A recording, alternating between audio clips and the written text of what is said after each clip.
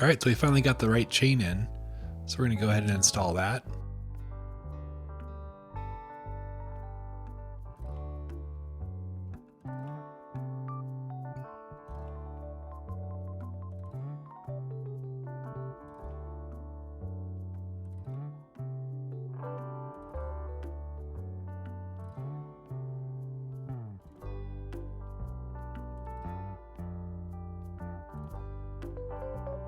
I was installing the head badge and I got these cool screws from my friend Now.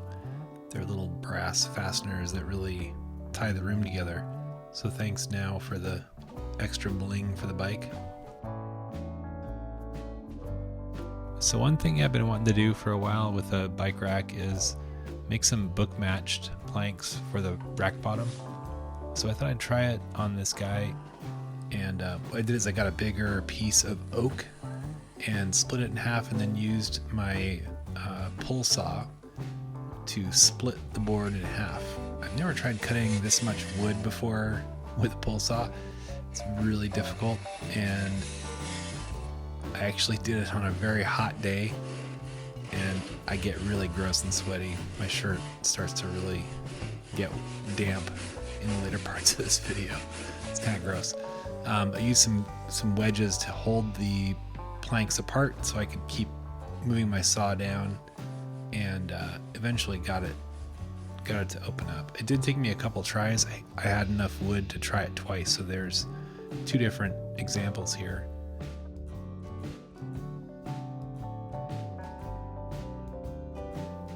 Once I had the wood rough cut, I visited my friend Scott and used his planer to get the wood down to its final dimension and clean it up, and that was really helpful.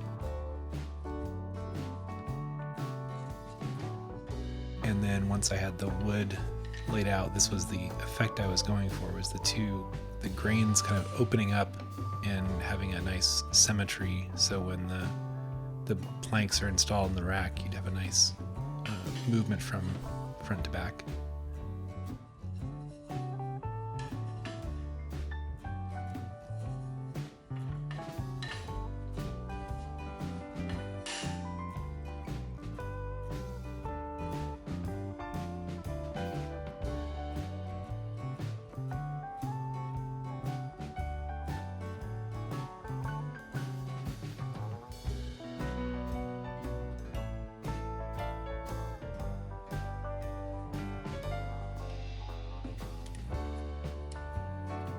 Then I needed to cut the radius on the corner edges of the wood planks.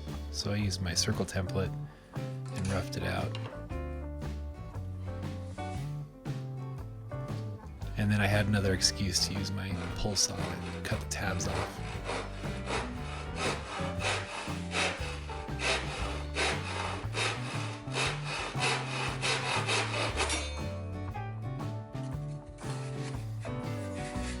Once that was done, I put the planks in my vise and filed them down to their final radius using a hand file.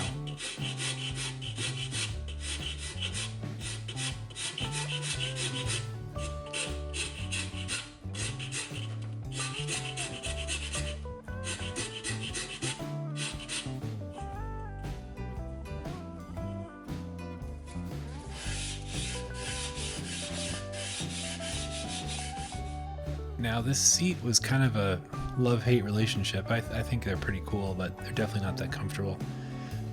Unfortunately, this seat had broken, and so the bracket was snapped, and I realized that I'd need to replace it. So I just decided to go ahead and put an old Brook seat that I had in place.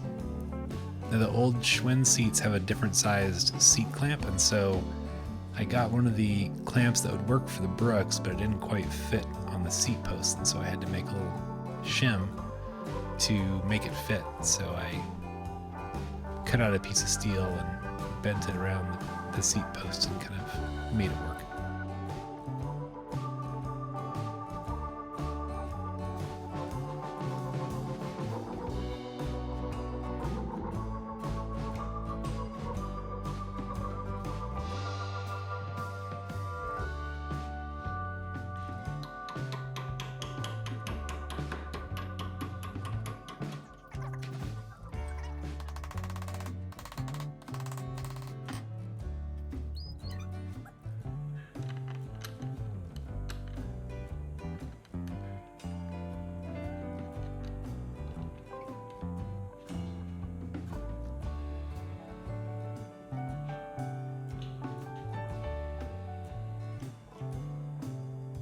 I decided to just run the seat post upside down because I thought maybe I'd want to keep it for if I ever decide to find a vintage Schwinn seat, I can still use the same post and replace it.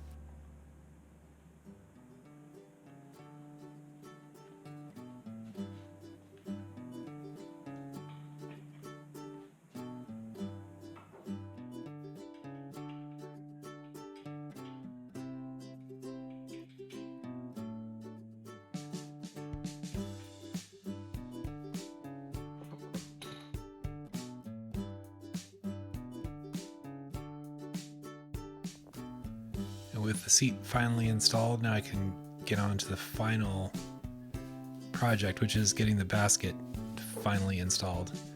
I got it powder coated from a local company here in Austin called Capital Powder Coaters. They did a great job. Definitely would recommend them if you're looking for a high quality powder coat shop. They're up here in North Austin.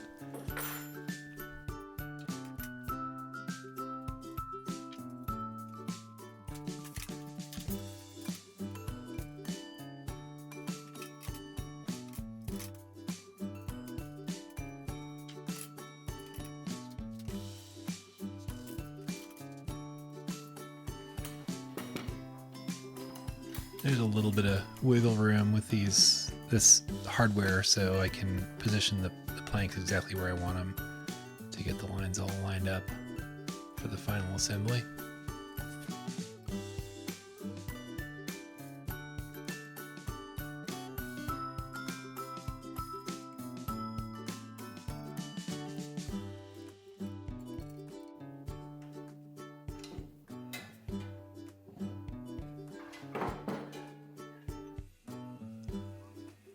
All that's left to do is install the basket and take the bike for a ride.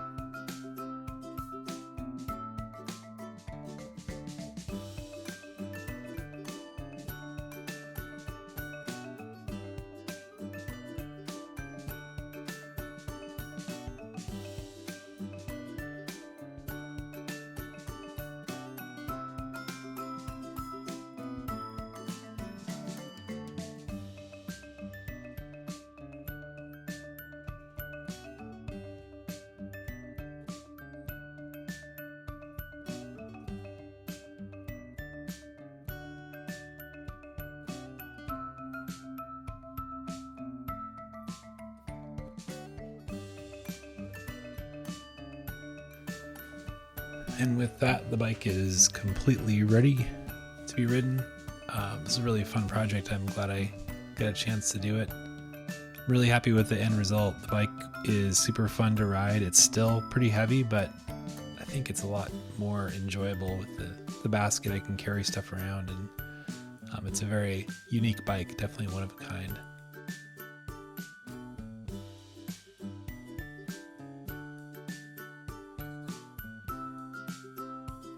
I'm really happy with the way the bike came together. It's great to take old things that were not being used and give them a new life. Thanks for watching.